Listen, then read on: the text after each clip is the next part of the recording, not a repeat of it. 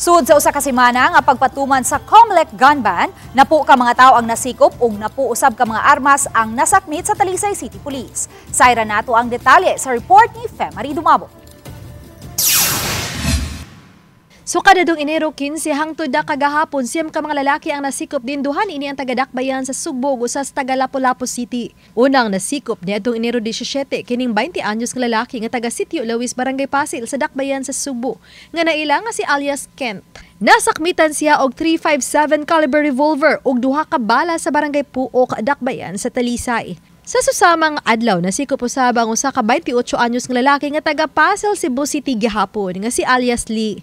Nasikop siya sa Barangay San Roque, Dakbayan sa Talisay ug nasakmit gikan kaniya ang laing .357 caliber revolver nga adunay tulo ka mga bala.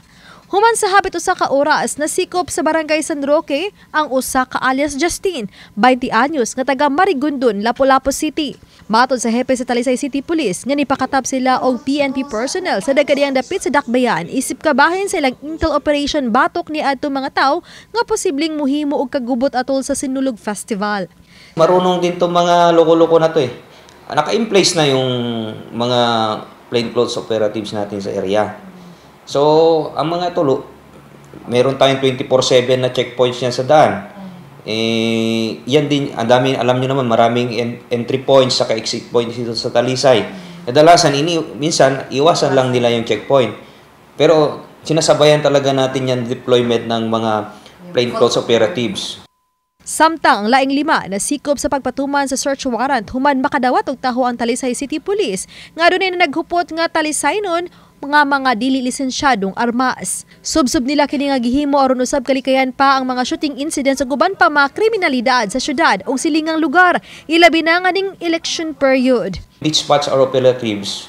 Ang in-anticipate natin is campaign against all forms of criminalities. So baka mamaya they will took advantage sa mangawat diha or mang-hold up. Niadtong Enero 12, usa ka barangay tanod sa Lawaan 3 ang unang nasikop nga nakalapas sa Comelec gun ban sa Talisay City. Mga tukmang kasong ipasaka batok kanila.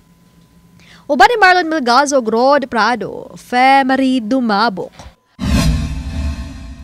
Balitang Bisdak.